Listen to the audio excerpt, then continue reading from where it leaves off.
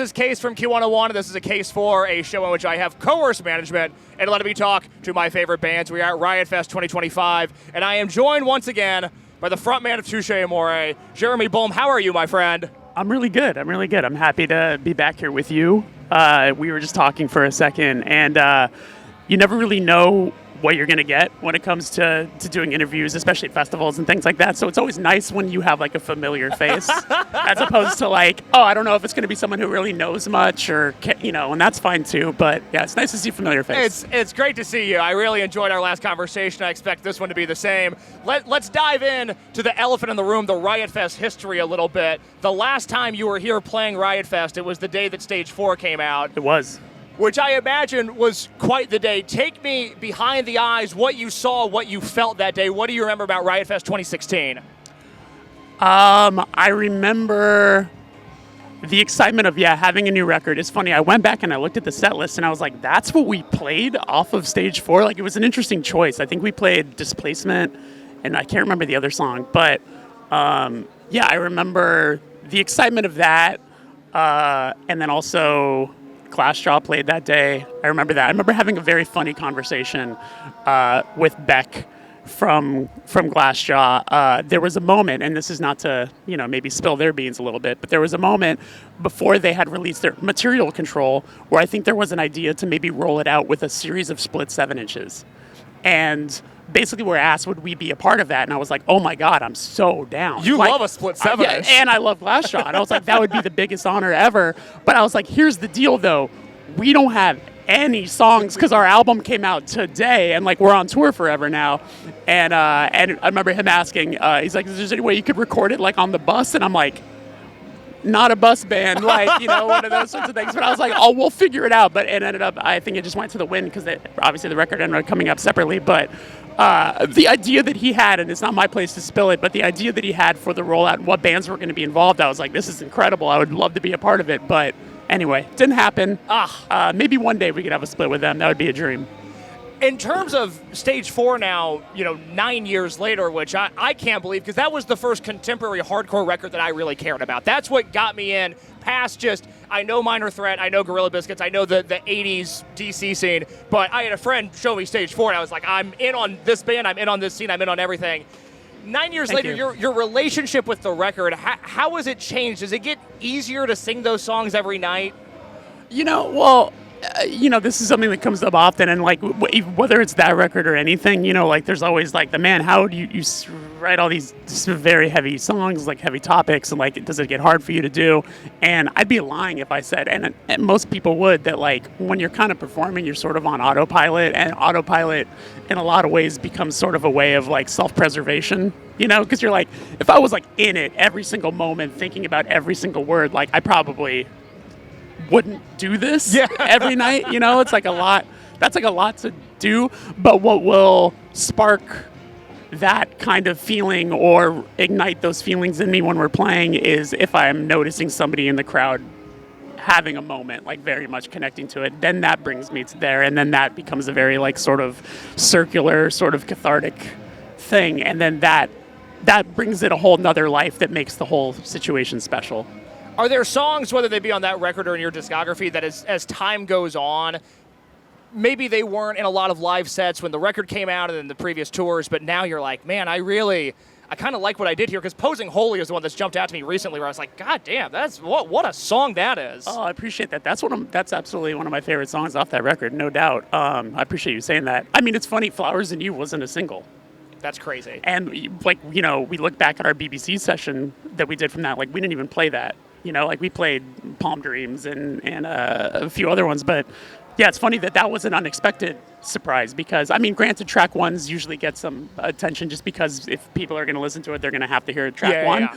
But yeah, that's like a situation that took us by surprise where we were like, I never would have expected the song to be considered like a single, and it's gone on to be our biggest song. Absolutely. Yeah. The last time we talked, it was right after Spiral in a Straight Line came out. Yeah. We talked on the roof of Bottom Lounge, which I think you and I both learned they have a patio area up there. That was such a delightful surprise. Yeah. When we talked then, we talked about the differences between releasing a record in, say, 2011 with Parting the Sea. You talked about leaking your own album compared to 2024. How has the reception process changed? Because the attention span has only gotten shorter. It seems like maybe the online space is spread out even more. Like there was a point in my life where I was logging on to Pitchfork every day because I really cared about what Pitchfork was saying about albums. I don't have that anymore. As a musician, do you feel like the reception process of albums has changed the longer you've been doing it? Yes, I think overall, yes. I mean, yeah, getting any sort of reception from press, I think does, whether people want to admit it or not, it does sort of lean people to want to at least check it out if maybe they were like, oh, I didn't even realize that was coming out. Or like, oh, well, look at that review. Like, that makes me kind of curious. In the same sort of way, if something gets like an abysmal review, you're also a little like, well, and I'm kind of curious, But yeah, like, I'd be lying if I said I didn't sort of care about that stuff, because I do. And when it comes to having a record connect with people, yes, that has dramatically gotten harder. And there's no one has figured out like the formula for it either. You know what I'm saying? Like, often someone will see a specific rollout work and you're like, that's just specific to that band, and great, that worked. Yeah. So I think everybody's just trying their best, and, you just hope things work out for the best, and it's crazy because we haven't, this is the second show in the United States that we've played this year today. Is that it? Second one. Wow. And by the end of the year, I think we'll have only played 4 or 5. Because we have San Francisco, Pappy, and Hare. So yeah, we'll have only played 6 shows in the U.S. this year. Okay.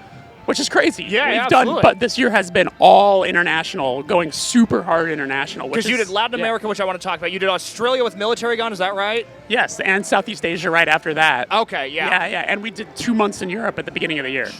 Good for you. Yeah. God, that sounds really, really hard. Yeah. What's been the highlight of the international travel this year? It's so hard to say because it was like, it had been a long time since we had done like a proper headlining tour in Europe. Like, we had done a lot of support because it was post-COVID. People were, I'm happy to speak frank about it. Like, a lot of bands were very gun shy to book a headlining tour in Europe because you didn't know COVID, what was going to happen. Things could fall apart at any minute. So we took a bunch of support stuff. But so this was us being like, let's go back, play the rooms that we're supposed to play and play every place and whatever. And it was career defining. It was like the most overwhelming thing. And the reason I bring up US tour is because when Spiral into Straight Line came out, that record came out while we were on tour, not very well thought out. It was there was a lot of problems that were going on constantly. So that wasn't great. So we didn't really get to feel if the album was connecting with people because they were still listening in real time to it, and we were only playing a couple songs. We were only really playing the singles off of it. So then to take some time away from that, not really know how the record was connecting, and then go to Europe and then have everybody now connecting with it was incredible. And then going to Latin America, there was so many places that we had really only played a couple shows in Mexico and then also Sao Paulo, Brazil. But to go back to Sao Paulo was incredible, one of the best places in the entire world. But then also, we've always wanted to play Colombia. We've always wanted to play Chile, all of those places. So to get to finally go, it was overwhelming. It was completely overwhelming. So when I reached out to you to do this interview, I mentioned that I want to talk about this Latin America documentary that you guys did that's on your YouTube channel, which I would recommend everybody check out if you haven't. It's really well done.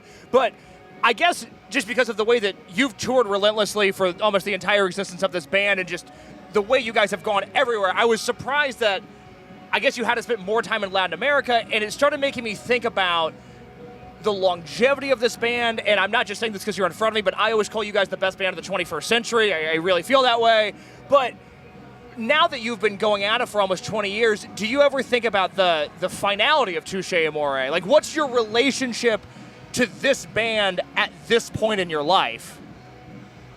It's funny. It's I don't know that any of us have ever thought about that in general. Time flies and we have no control over that. Time just keeps going and keeps going. And it's just such a part of our lives that I don't think we know any better. So I think we've always just sort of been we'll stop when it feels like we should stop. And it doesn't feel like you should stop at this point? No, especially getting to, we just went to places we've never been before.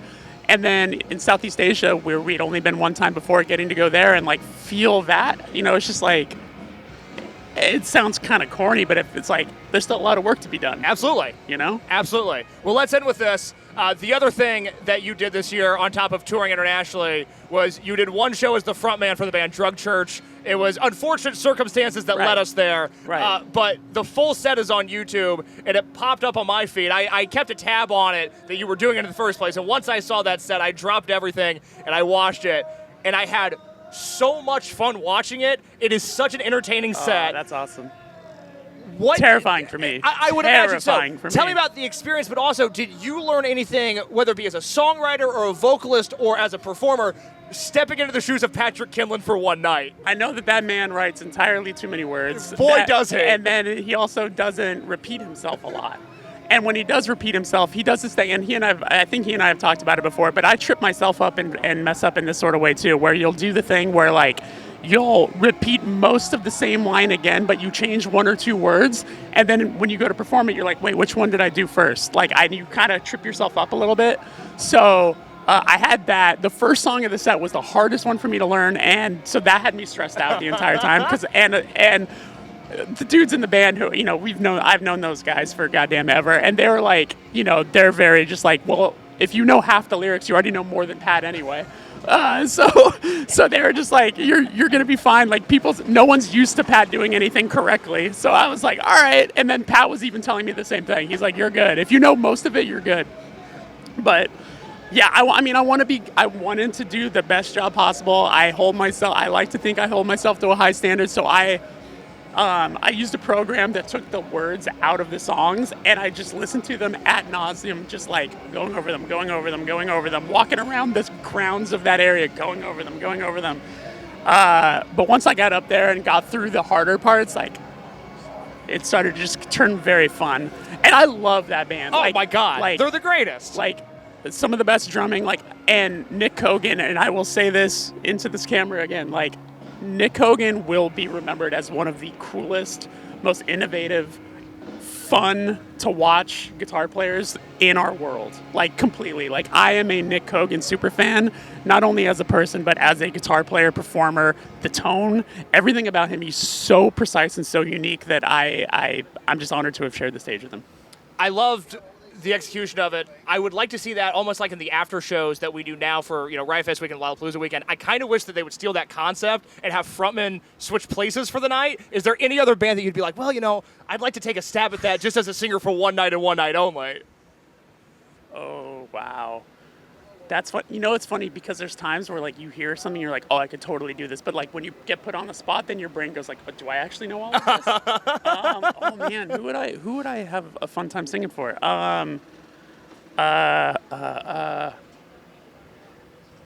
There's a band that I really, really love that they had maybe talked about potentially playing some shows or something like that. I don't know what's going to happen with it or whatever, but they're from the Midwest. They're called Love Lost But Not Forgotten. They're like a screamo band. Okay.